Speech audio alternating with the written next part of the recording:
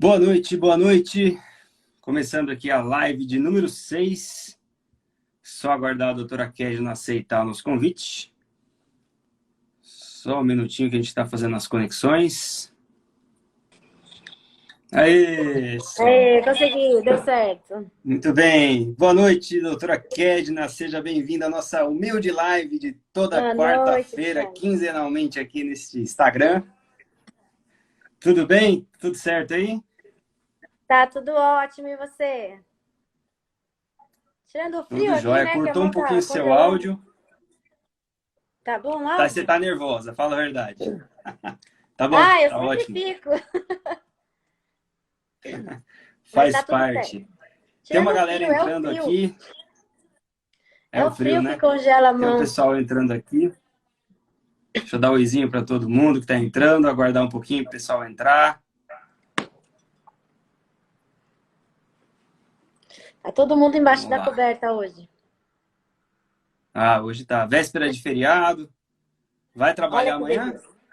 Amanhã não, só Tem sexta. atendimento amanhã? Ah, eu vou, amanhã de manhã Só eu tenho. sexta, né? Né? Tem amanhã de É. manhã, quem sabe na sexta tem uma folga. Ah, legal. Bom, vamos começar, vamos dar início à nossa live. Todo mundo que está entrando aí, boa noite. Sejam todos bem-vindos à nossa live. Hoje a gente vai estar falando sobre a odontologia veterinária, uma especialidade ainda não tão difundida no nosso meio.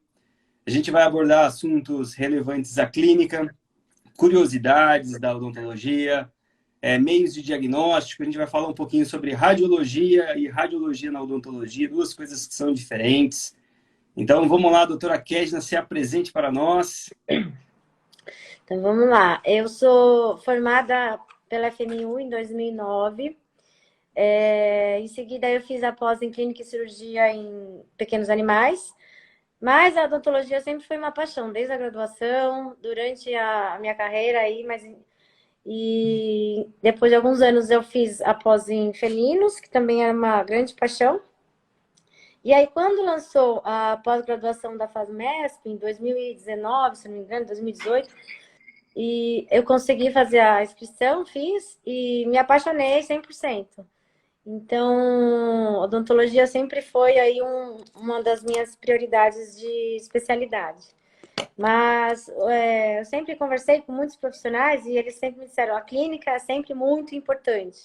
Então, eu demorei aí alguns anos para poder... Eu fiquei vários anos na clínica.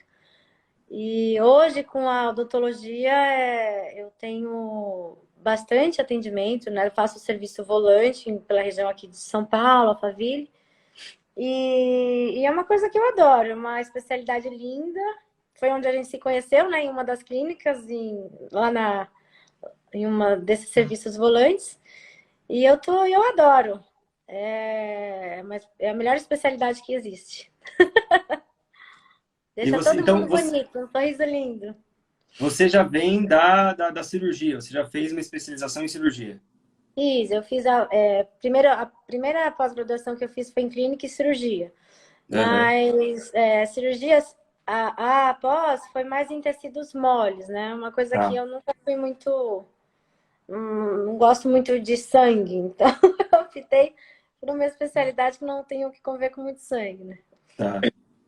tá. E felinos também sempre foi uma paixão, né? Então, eu hoje faço atendimento clínico ainda em felinos e o serviço de odontologia eu faço volante ainda de cão e gato.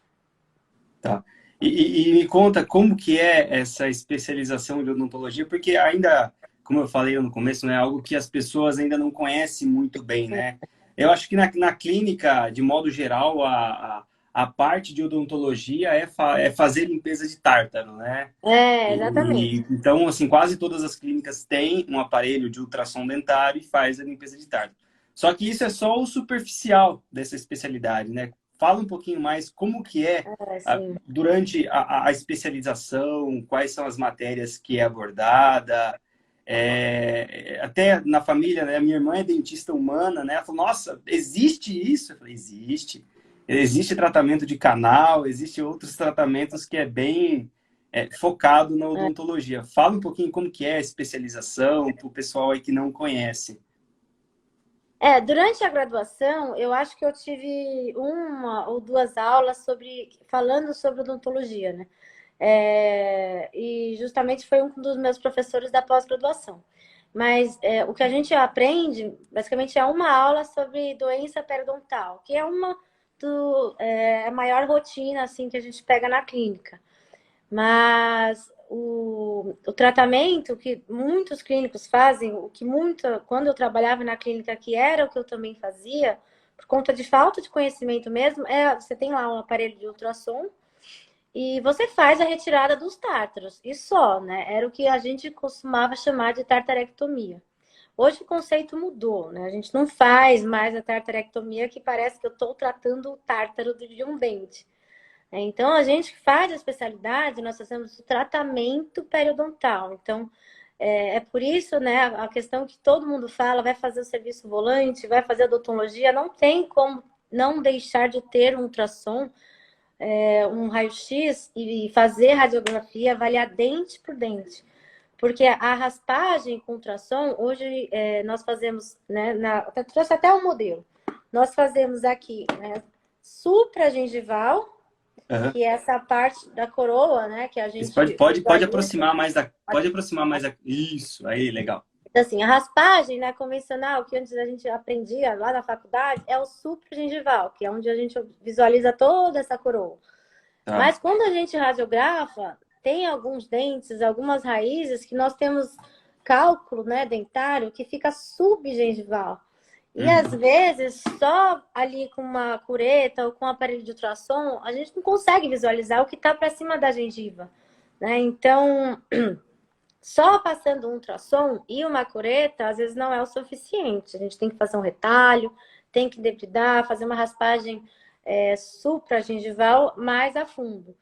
E fazendo só essa raspagem, o ultrassom, né, dependendo do tamanho, né, da biqueira, a gente acaba causando microlesões ali no esmalte. E se deixar essas microlesões, ela pode, né, futuramente causar uma exposição de dentina, o animal vai ter sensibilidade ali naquela porção do dente e pode causar outras complicações. Então, hoje, mesmo assim, o clínico fazendo um tratamento profilático, por exemplo, não dá para não deixar de fazer um polimento, né? Porque só fazendo um polimento ali com micromotor, a gente consegue tirar essas ranhuras e o dente, o esmalte, voltar a ser lisinho como ele deve ser. Interessante. Então, isso é bem importante. Porque às vezes tem um animal de 1 ano que vai fazer uma profilaxia, né? O clínico vai fazer, mas ele pode fazer um micromotor para fazer o polimento com uma pasta profilática adequada para cada tipo de paciente. Eu acho que... E além das outras especialidades da odonto, né? Temos a área de ortodontia, tem animal que tem problema de maloclusão, né? Que eu abri e fechado o dente. Às vezes tem algum dente que tá mal ocluso, tá girovertido. Então, às vezes, com um aparelhinho, a gente consegue corrigir essa oclusão, o animal se alimenta melhor, consegue fazer a oclusão melhor. E a gente estuda caso a caso, né, Tiago? Tem caso que a gente radiografa, tem ali uma fratura, e aí visualizando, você não sabe, né? Sem um raio-x, se tem exposição de polpa, se vai dar para fazer só uma restauração, se eu faço tratamento endodôntico. Então, o raio-x, hoje eu falo que eu não consigo fazer nenhum tratamento sem radiografar antes. Porque é imprescindível. E uma coisa até, a gente já está até pulando alguns tópicos, né, que a gente separou para falar, mas é assim.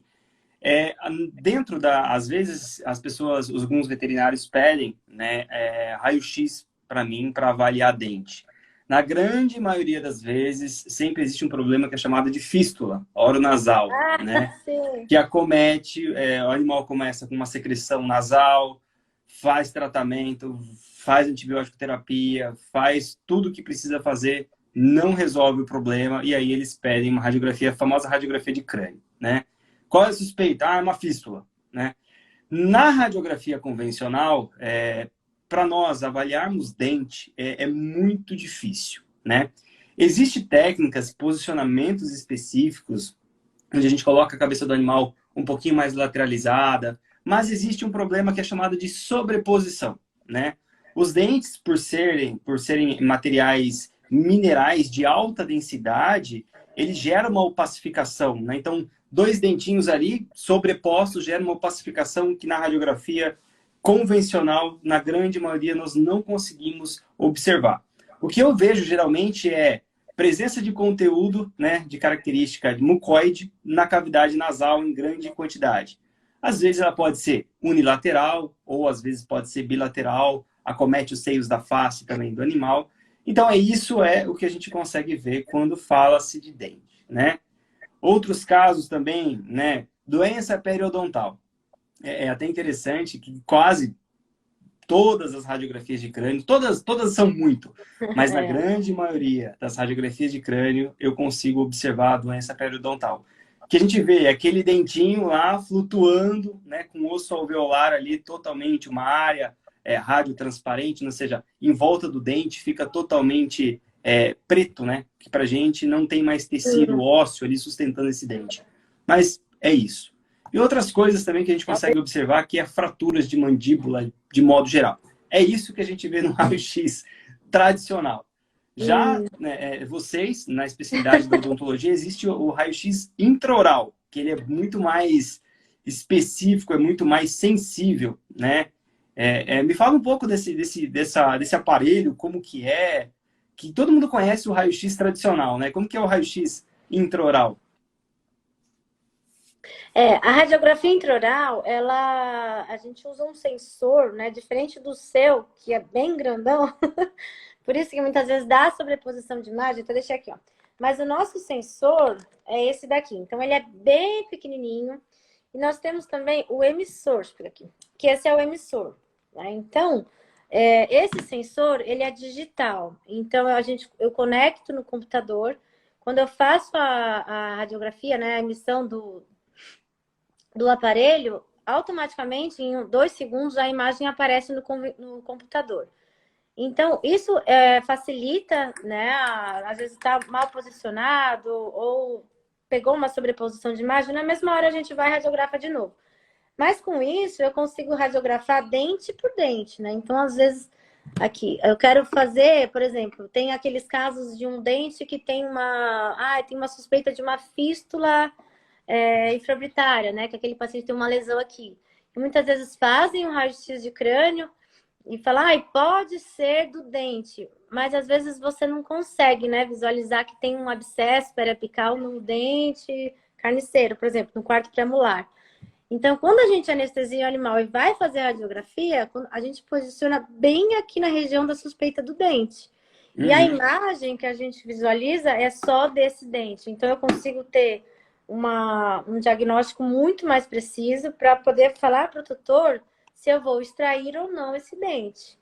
Né? Porque então, isso é bem muito sensível, assim, essa parte de radiografia intraoral. Olha lá, meu gato atrapalhando a câmera. Temos um integrante aqui na live. E por ser um aparelho ainda mais portátil do que o meu, você pode usar até transcirúrgico, né? Tem uma facilidade para fazer esse transcirúrgico. Sim, porque é muito importante também, porque às vezes tem algumas situações que alguns clínicos falam, eu tô com uma suspeita de uma fratura em um dente, ou eu não sei se é muito cálculo. Você pode vir aqui e radiografar esse dente para mim? Então, para fazer a radiografia intraoral, não dá para fazer com o animal acordado. Né? Então, isso é bem importante frisar, porque o animal tem que ficar quietinho para poder posicionar e radiografar. O que acontece? Quando a gente, às vezes, coloca o sensor na boca, se fosse colocar com ele acordado, ele vai morder. Aí eu perdi o meu sensor. Então, não tem como. É o maior prejuízo. Então, a gente só faz a radiografia intraoral quando eles estão realmente ali na mesa para fazer a cirurgia. Tem que estar bem anestesiado. Na minha rotina, quando a gente vai fazer um raio-x de crânio, na verdade, grande parte dos animais não são sedados, né? Às vezes, porque é um exame muito rápido, é um exame que são segundos ali, não são nem minutos, são segundos em cima da mesa. Mas há algumas situações, como por exemplo, né, às vezes a gente atende suspeitas de fratura que envolva ATM, né? Para nós conseguirmos, né? Se a gente pegar um animal que sofreu uma fratura, né? A gente já vai pesquisar uma fratura de ATM, né? Já é algo extremamente desconfortável no quesito de posicionamento, porque a gente vai ter que apoiar a cabeça do animal sobre um chassi, rotacionar, manipular, e já é doloroso por si só. E quando nós vamos radiografar para ver a ATM, né, como são duas articulações que são muito paralelas, né, que envolve a mandíbula e a maxila, para nós realmente interpretarmos a luxação, esse exame tem que estar totalmente posicionado num alinhamento perfeito. E fazer isso com o animal acordado, com dor, é praticamente uma missão impossível. Dá, mas dá muito trabalho, assim, e é muito estressante no quesito para o animal. Então, geralmente, a gente recomenda, nesses casos, fazer uma sedação. Mas, na grande maioria dos raios-x tradicional, é com o animal acordado, né? Uma outra, já aproveitando o ensejo da coisa, uma curiosidade muito curiosa. Fraturas de mandíbula. Quem corrige? Ortopedista ou dentista? O dentista, claro. É, porque recentemente eu comprei algumas placas, né? E veio um jogo de placas que são placas moldáveis, né? Que utiliza para mandíbula. Sim. E na minha pós de ortopedia não se fala, né? Nós temos material, mas não se fala sobre correção de fraturas de mandíbula. Se fala, mas é muito pouco, muito superficial. Me fala um pouco como que vocês trabalham essa correção de fraturas, a própria fratura de ATM, né? Que é algo que não sei o que fazer, né? Porque, na verdade, o que acontece é que nossos aparelhos, né, de dentista, eles são muito específicos, né? Então, é um sensor pequeno, é um raio-x portátil, um emissor portátil. E muitas vezes, quando a gente anestesia o animal para fazer uma correção de fratura de mandíbula, tem que ser avaliado vários fatores, né? Então, assim, principalmente a idade do paciente. É um paciente jovem que ainda tem dente para erupcionar. Então, como é que eu vou fazer essa correção? Vou colocar uma placa, vou colocar uma resina. Muitas vezes, às vezes, tem ali no foco de fratura, pode ter um dente que está fraturado. Então, durante, né, a cirurgia, o transcirúrgicos, a gente avalia a radiográfica e decide o melhor tratamento. Eu vou extrair o dente, eu vou deixar esse dente para fazer uma ancoragem. E também a gente avalia o canal mandibular, né? Se é um paciente jovem, ainda vai ter dente para erupcionar, vamos preservar ali as possíveis dentes que vão erupcionar. E muitas vezes, quando a gente coloca uma mini placa, né, na mandíbula, tem que ter o cuidado de não pegar nenhum ápice ali de algum dente. Se a gente pega ali um parafuso em algum ápice, nós podemos ter o risco de acabar matando aquele dente, posteriormente fazer uma extração. E tem casos que ali os dentes estão bonitinhos, você coloca uma mini placa, tá tudo legal, mas 3 meses depois, radiografando, tem morte pulpar de algum dente. Então, mesmo após a cirurgia, né, feito por um ortopedista ou por um dentista, a gente tem que fazer um acompanhamento ali, radiografando dente por dente, para ver a evolução ali da correção da fratura. Tem fratura que às vezes não precisamos pôr uma mini placa, né? Dá para fazer uma correção com resina, dá para fazer uma cerclagem. Então, a gente tem várias opções aí, por exemplo, com resina é um tratamento que nós fazemos para corrigir fratura, que tem bom resultado, né? Então, a gente põe lá uma resina acrílica, o dente fica lá, a fratura, depois de alguns meses, depois de mais ou menos 2 meses, a gente retira a resina e não tem o risco de pegar ápice do dente, pensando principalmente em animal novo, animal que não tem dente, né, para fazer uma montagem. Essa eu já vi algumas técnicas de resina, né, principalmente em gatos, que gato caiu, quebra a síntese, né? Quebrou o queixo, quebra a síntese. E eu já vi alguns casos, atendi bastante casos onde eles fazem essa resina entre os 2 caninos inferiores, né? Isso, quando você fala desse tratamento, esse tratamento com resina, você, na verdade, você fusiona os dentes para depois fazer essa consolidação? Na verdade, nessa questão de pensando em fraturas, às vezes tem uma fratura bem aqui no ramo da mandíbula. Tá. Então, se é um animal que tem todos os dentes e a gente consegue colocar uma resina, né? Então, a gente estabiliza a fratura e coloca a resina fechando do último pré-molar até basicamente o canino, dependendo do foco da fratura. E aí essa resina fica ali, né? Uma resina acrílica que a gente deixa aí por geralmente uns 2 meses, até dar o tempo da consolidação óssea. Às vezes a gente faz, né, uma tentativa para evitar colocar a mini placa para poder não atingir o ápice dos dentes. Mas tem cachorro que não tem dente, né? Uma doença periodontal mais avançada, ele já fez uma última cirurgia, tirou todos os dentes e fraturou a mandíbula. Então, aí nesse caso, como eu não tenho dente, a gente avalia em colocar uma mini placa, né, no osso da mandíbula. Porque não tenho dente para fazer ancoragem, nem com cerclagem, nem com resina.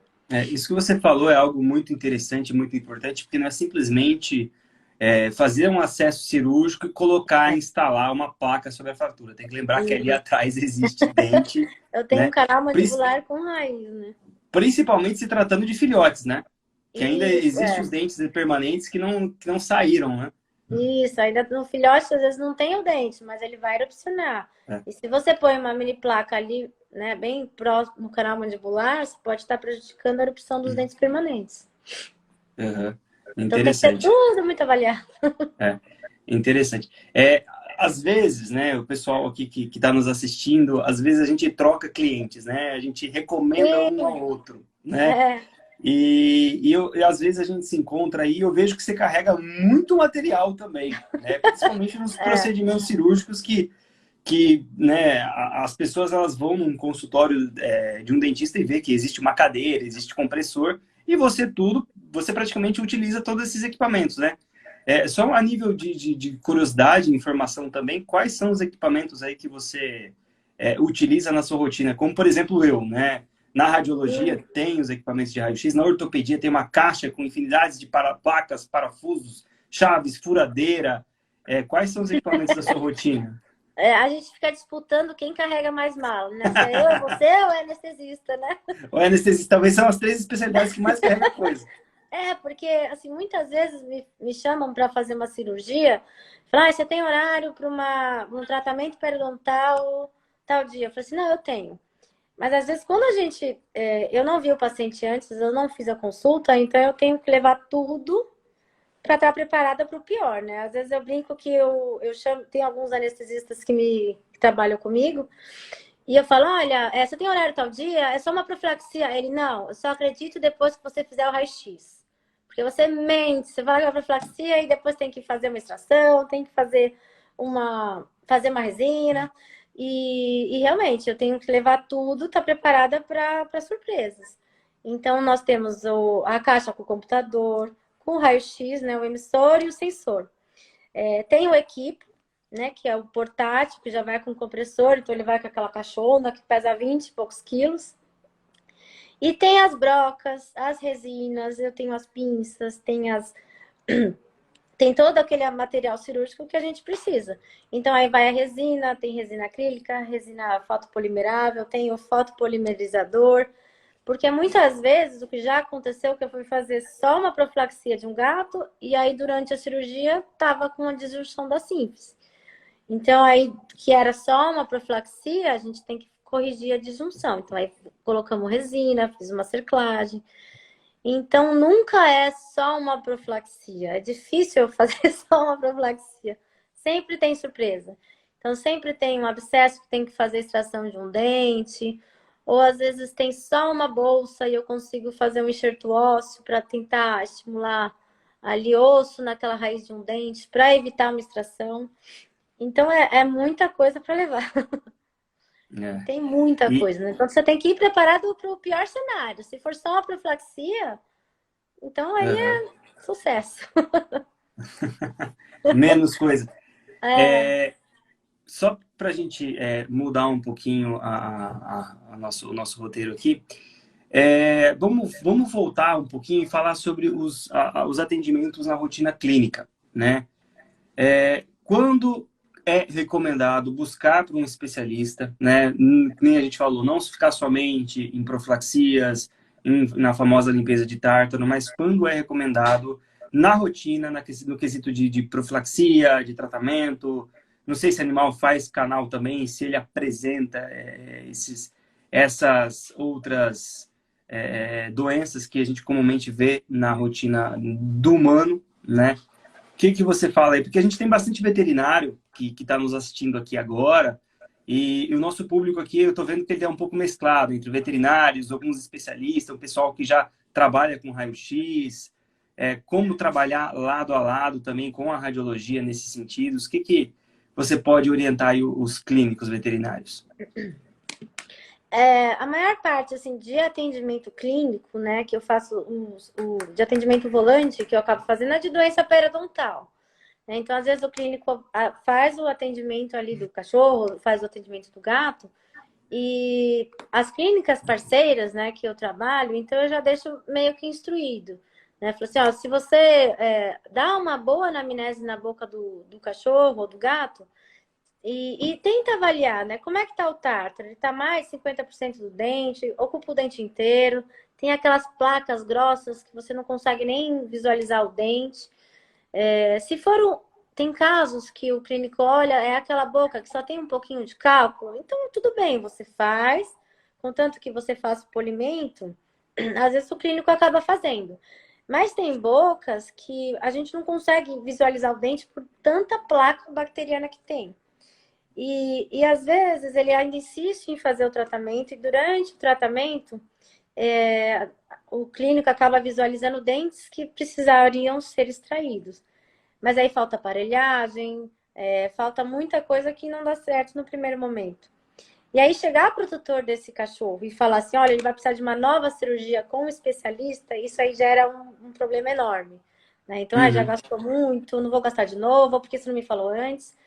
Então, muitas vezes, quando o clínico, principalmente, visualiza uma boca que está ruim, a ideia é já indicar para um especialista, porque provavelmente vai ter dente que vai ter que extrair, né? Essa é a maior parte da rotina.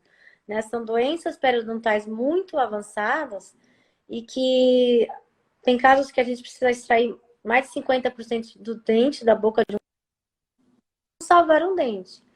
Né? Então, às vezes eles ficam arriscando, tentando fazer um tratamento mais conservativo ou com antibiótico, passa um anti-inflamatório para tentar ali melhorar, às vezes melhora um pouco a litose, né? A gente diminui um pouco as bactérias ali da boca, o cheiro que às vezes incomoda bastante o tutor, a gente consegue controlar.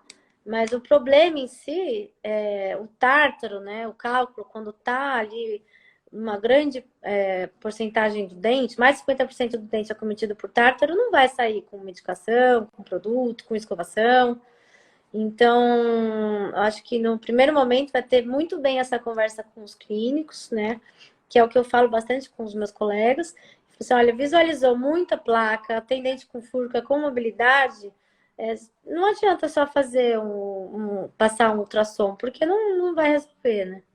Vai voltar depois de 2 meses, porque tem muito tártaro que está subgengival.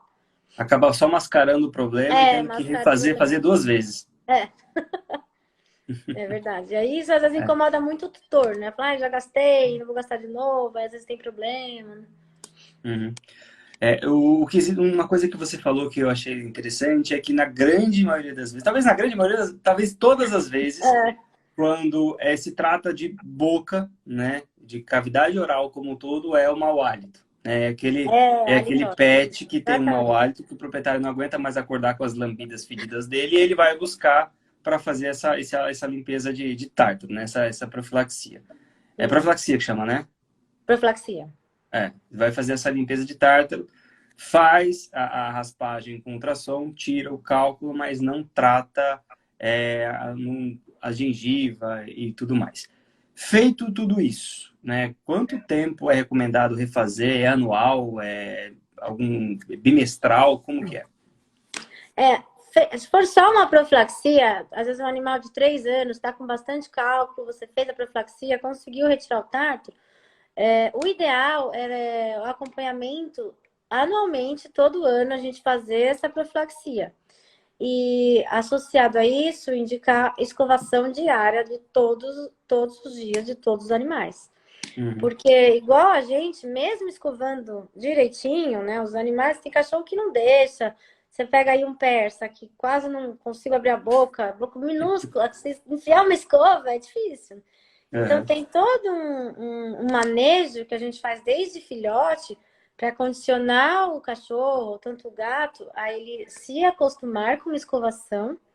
Mas mesmo ele deixando escovar, anualmente a gente precisa fazer aí um tratamento periodontal, né? Então, porque às vezes gato às vezes não tem nenhum cálculo na boca. Mas quando a gente radiografa, tem um monte de dente com lesão de reabsorção que a gente não visualiza aqui na coroa, tá tudo lá no ápice da raiz, e que é um dente que causa dor, o animal tem sensibilidade e precisa ser extraído. E às vezes só com uma profilaxia a gente não consegue visualizar, a gente só diagnostica mesmo com a radiografia intraoral, porque até raio-x de crânio, às vezes, não sei se você consegue pegar uma lesão de reabsorção em gato. Eu trabalhei algum tempo com equinos e o meu estágio obrigatório da faculdade foi com cavalo. E a odontologia equina, ela é muito forte. Ela é uma especialidade dentro da medicina veterinária que é muito forte, né? Existem até empresas que são especializadas em equipamentos, em cursos, em formação na odontologia equina, né? Por quê? Né? Diz que cavalo não se olha os dentes, né? Cavalo dado não se olha os dentes, mas se olha assim, porque um cavalo que tem problema de dente é um cavalo que vai ter perda de desempenho, é um animal que vai ter problemas com a alimentação, é um animal que, vamos colocar um exemplo, se é um animal para um esporte, se é um cavalo para fazer uma corrida, provas, se é um cavalo que não se alimenta bem, né? É um cavalo que não vai ter um desempenho bem. Né? E lembrando que os dentes dos cavalos crescem a vida toda, né? Então eles precisam de um desgaste, e às vezes um desgaste inadequado de mordida faz com que ele tenha problemas ali, machucados dentro da boca, e ele para de comer, ele emagrece, e aí gera-se muito problema. Então, a profilaxia dentro da atividade equina, ela é muito forte, né? Talvez na medicina equina, acho que é a especialidade que mais é importante. Porque equino é muito dessa raspagem que é feito é mais para ajuste de oclusão, né? Então, às vezes, um dente cresce mais que o outro, ele acaba compensando a mordida de um lado e aí desgasta mais do outro. Então, muito que é feito em cavalos é mais correção de oclusão. Assim como a gente faz desgaste de coelho, por exemplo, de alguns roedores que têm o crescimento do dente contínuo, se não tem uma alimentação adequada, ele não faz esse desgaste. Então, tem muito problema de coelho que o dente acaba crescendo e acaba fistulando em nariz, no olho, porque não é feito esse desgaste, né? Não controla a alimentação, e aí a gente precisa fazer um tratamento mais a fundo. E o que, né, muita gente às vezes peca errando é não abrir a boca, né? Que é tão fácil, tão simples. Faz parte, acho que, de todos os pets, cães, gatos, animais silvestres, roedores principalmente, né? Não inspecionar a boca do animal, né? Às vezes o animal tá magro, você pensa a primeira coisa em relíquia, né? O animal tem relíquia, né? Mas provavelmente pode ser dor, né? Até Às vezes ele tem um chave para a gente abscesso. continuar o assunto. Às vezes ele tem um abscesso, às vezes ele tem um corpo Para a gente estranho continuar o na assunto, boca, né? Só para a gente fazer o gancho do assunto aqui, eu queria que você falasse um pouco dos sinais e sintomas que esses animais possam apresentar, tanto cães e gatos. Só um link, você atende silvestres também? Faz a parte de dente de silvestres ou não? Não, Não? só atendo cachorro e gato mesmo. Porque Tá. silvestres são... então, de novo, a aparelhagem para silvestre é muito específico. Né? Então, tem assim, você tem que ter um bom conhecimento anatômico de cada roedor, né? Então, tem coelho, tem hamster, tem passarinho, tem tucano. Então, cada um tem uma anatomia. Então, por isso que tem odonto que faz só de animais silvestres. Interessante. Que aí inclui também, tem os leões, tem as onças, que eles precisam, por exemplo, né, leão e onça, eles fazem muita lesão de canino, fratura, né, principalmente. Então, tem a indicação de colocar uma prótese, por exemplo. Então, tem bastante veterinário especialista que vai lá no zoológico só para prótese em grandes silvestres. Então, tem essas peculiaridades da espécie, né? Pensando que, por exemplo, nem você falou, um caso de grandes felinos, assim, de zoológico, canino é a principal ferramenta dele, né? E porque se é não tem, caça, ele né? não... Então tem muita É. fratura. E um leão sem uma presa, né? Sem um canino, é um leão que vai estar debilitado, né? Sim, Em referência aos outros. Então, sim. tem bastantes profissionais de odonto que faz prótese em canino de onça, de leão, né? Uhum.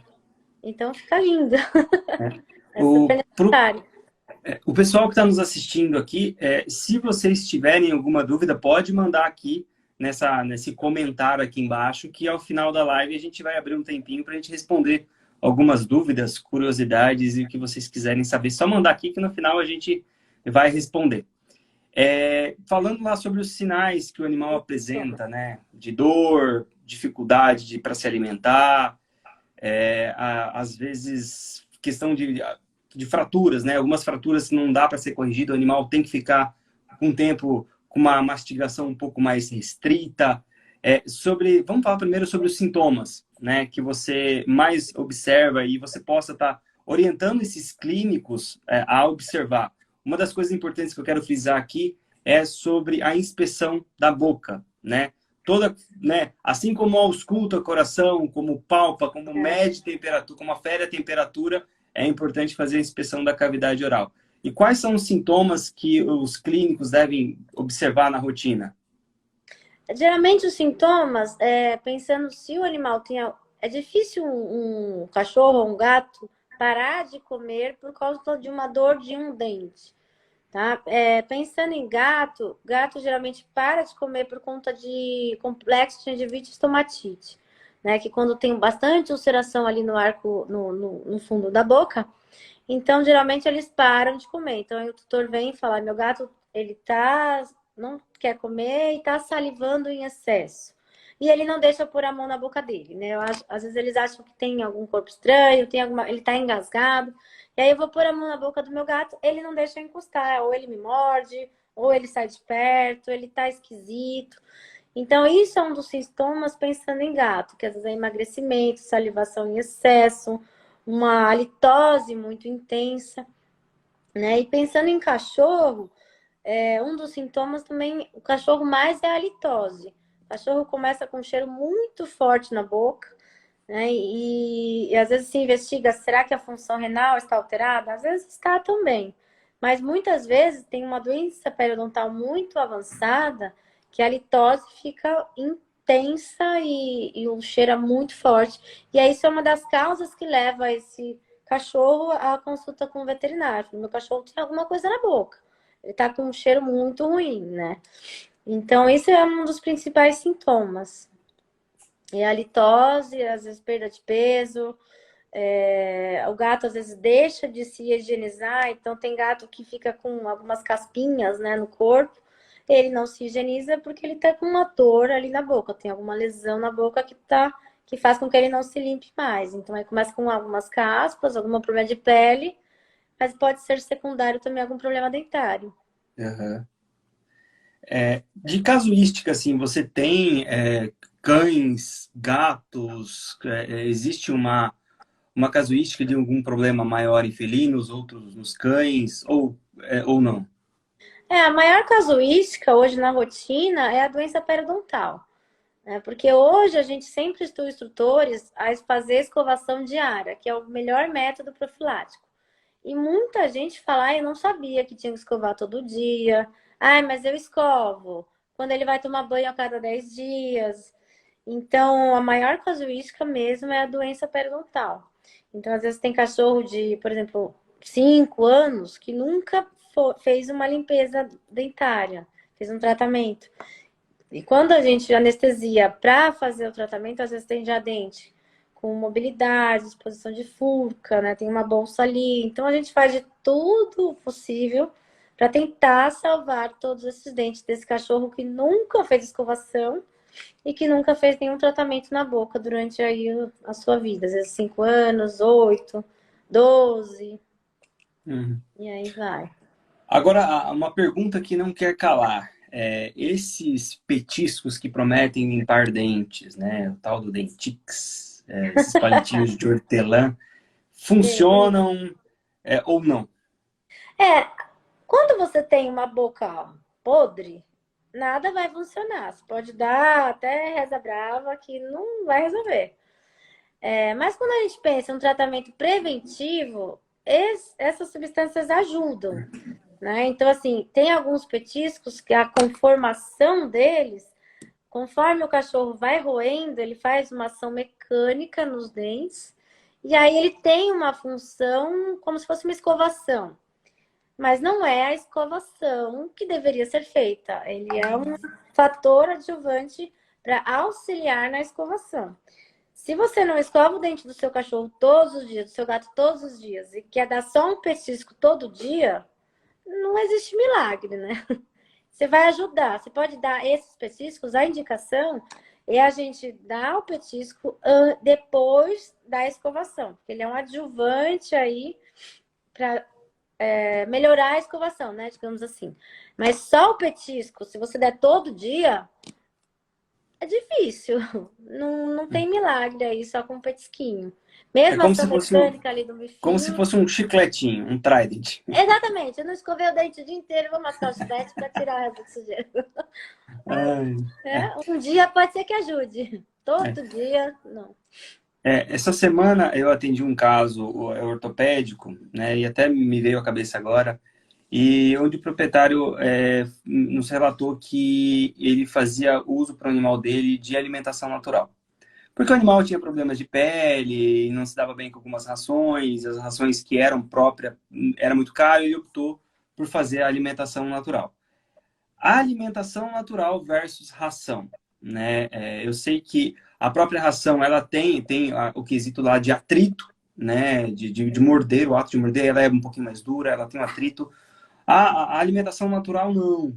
Né? E a alimentação natural, às vezes, tem gordura um pouco mais, a mais. O que pode levar uma alimentação natural, falando sobre alimentação natural, o que pode levar para doença periodontal? Ela é acelerada ou não? Quem tem o hábito, né, de ter alimentação natural, ou mesmo em gato, né, pensando em dieta úmida, nós não temos esse atrito que a ração seca ela faz. Então, são animais que têm a predisposição a ter mais cálculo dentário do que quem só come a ração seca. Nesses pacientes que têm alimentação natural, o que a gente orienta é melhorar, né, essa escovação com uma pasta dentária veterinária boa, para evitar mais acúmulo de placa aí entre esses dentes. Mas também o que a gente avalia é o tamanho da boca do cachorro ou do gato. Se é um cachorro de porte grande, que tem os dentes espaçados, ou se é um Yorkshire de 1 quilo, que tem o dente tudo juntinho. Né? Então, é tudo muito relativo. Tem que analisar a predisposição genética desse cachorro. Tem cachorro que tem umas bactérias que fazem mais acúmulo de placa bacteriana do que outros cachorros. Né? Então, recente eu fiz a cirurgia de um pastor alemão, nunca tinha feito tratamento dentário, que tinha um dente com uma furca e ele tinha alimentação natural. E, em contrapartida, às vezes eu vejo um cachorro, um Lhasa, por exemplo, ou um Maltês, que tem a boca bem pequenininha e os dentes são tudo muito perto um do outro, com alimentação de ração seca, com uma doença periodontal aí de grau 2, já com 2 anos de idade. Então, é muito relativo. Tudo depende do porte do animal, né, da predisposição genética desse cachorro, desse gato, a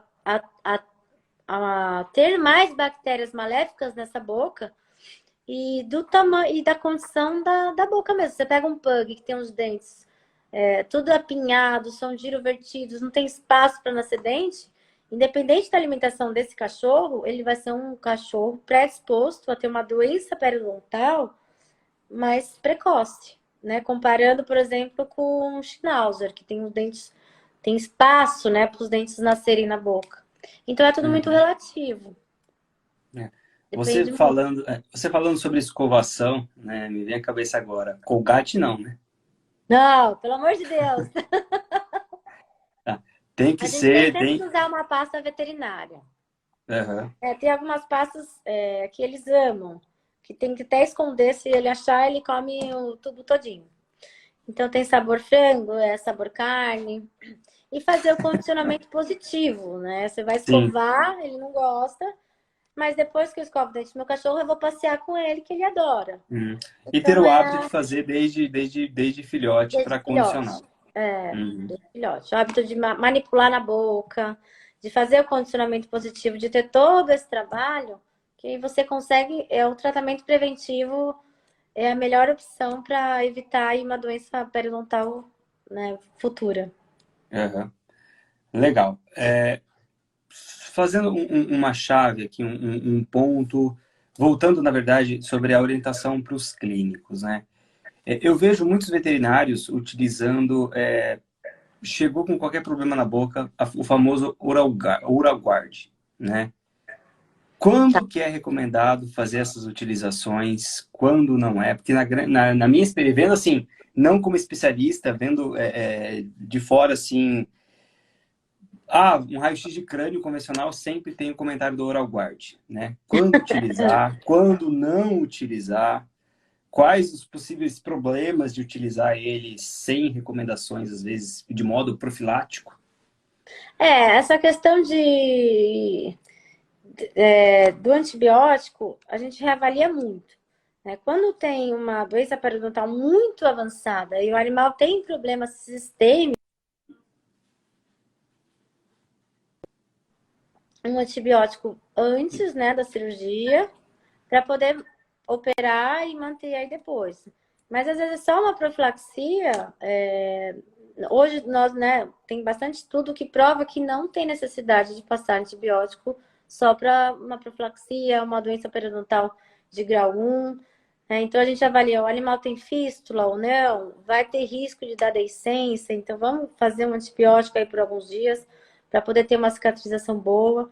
Então, na maioria das vezes, a gente na odontologia não se usa mais muito o antibiótico, né? Então, são alguns casos em específico que acaba se passando para evitar deiscência, para ter uma cicatrização melhor, né? Para não fazer fístula.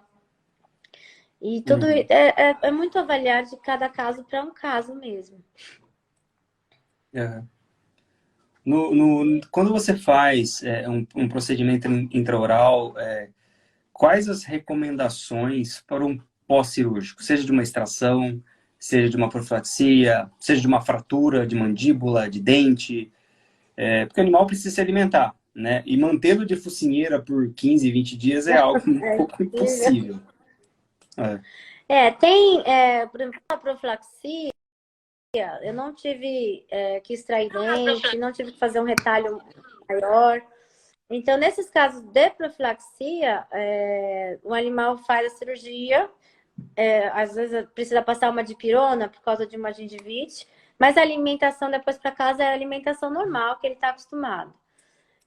Se foi uma cirurgia com algumas extrações, né, se foi um retalho maior, então a indicação é pelo menos aí uns 3 dias que a alimentação seja mais úmida, mais pastosa, para poder preservar o retalho. Então, geralmente gato, quando precisa fazer extração total de todos os dentes, a gente acaba passando uma dieta mais úmida, para ele não ter risco de dar deiscência aí dos pontos, e fazer uma fistra oronasal, por exemplo. Cirurgia de palato, em que a gente tem ali uma sensibilidade bem no céu da boca, a gente passa aí uma alimentação por 3 dias, pelo menos que seja só úmida, né? Alguns casos em fraturas, por exemplo, que é uma cirurgia muito invasiva, então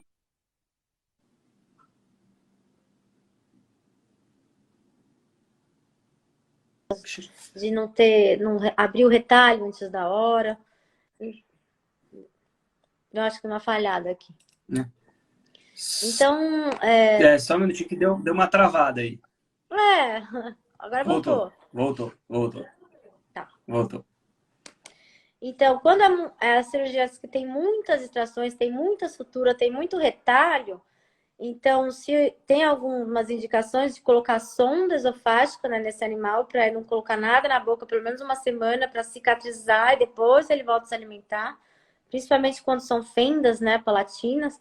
Uhum. E aqueles casos de um animal mais velhinho, que tem extração, que já não estava comendo, mesmo a gente fornecendo, a indicação é uma dieta mais úmida, mas em alguns casos a gente acaba colocando uma sonda esofágica para fazer a alimentação pela sonda. Legal. Bom, a gente está entrando aqui na reta final da nossa live. Tá vendo? Não foi difícil. Não Tem duas foi, eu per... tava nervosa, mas não Não, foi. não, já passou. Tem Foi duas rápido. perguntinhas que chegou aqui pra gente, né? Já separaram aqui para mim, tá perguntando para você.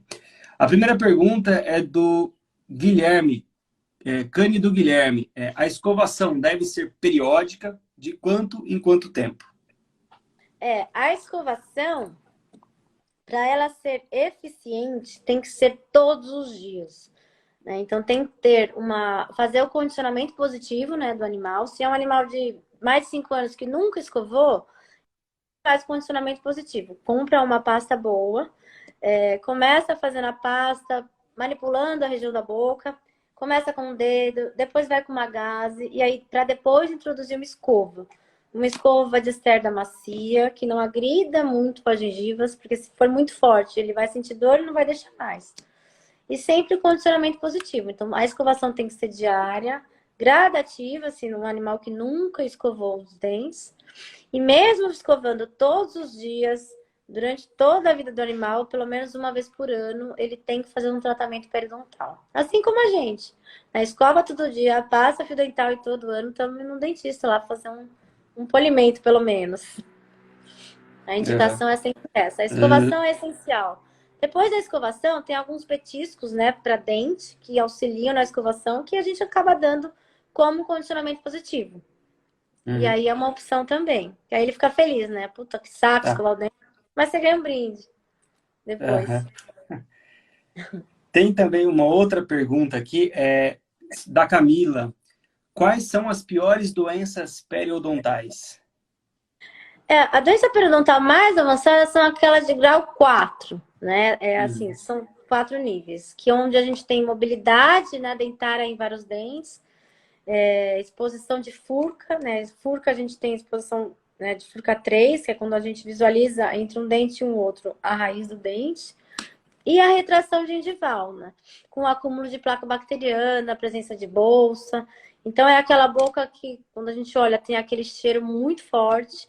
Tem, às vezes, umas placas de tártaro que você não consegue saber se tem dente, se tem furca, você não consegue visualizar nada. É uma coisa só de placa bacteriana. Né? Uhum. Então, esses graus são os piores. Porque, às vezes, não tem nada que você faça de antibiótico, de anti-inflamatório, que possa dissolver aí esses cálculos e dar uma melhora para o paciente. A gente tem que Uhum. anestesiar, radiografar e fazer todo o tratamento. Legal. Bom, deixa eu ver, acho que não tem mais nenhuma pergunta aqui que chegou pra gente. Que é isso. Só o pessoal aqui falando que tem admiração por você e é uma amiga querida. Eu falei para eles, Pessoal não é para eles elogiando aqui. entrarem na live para não me fazer pergunta difícil. Ninguém vai assistir, não. Vocês vão embora. Legal, não tem mais nenhuma pergunta aqui. Deixa eu ver, chegou uma aqui, né?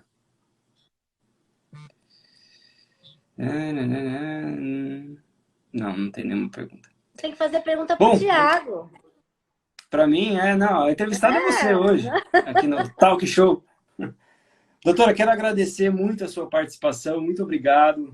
Foi muito legal a conversa, o bate-papo. Infelizmente, a gente tem pouco tempo aqui no Instagram para estar fazendo toda essa interação. Acho que tem muitos assuntos ainda que a gente tem que tratar um pouco mais a Sim. fundo. Né? A gente realmente só bateu um papo aqui para a gente conhecer um pouco mais essa especialidade. Muito obrigado por aceitar o convite, né? E espero que possamos fazer mais vezes para falar sobre outros assuntos aí. Sim, Tiago, obrigada aí pelo convite. Doutora, muito obrigado, boa noite, agradeço a Tudo todo bom. mundo que entrou aí. E se você está chegando agora, né, tô vendo que tem um pessoal entrando, está chegando a hora, agora vai ficar gravado aqui no meu perfil e também no perfil da doutora Kedna. Depois você assiste com calma e reassiste e envie para os coleguinhas aí. Doutora, muito obrigado. Sim. Boa Isso noite, aí, bom Thiago. feriado para você. Para você também. Boa Tchau, noite. tchau. Até logo.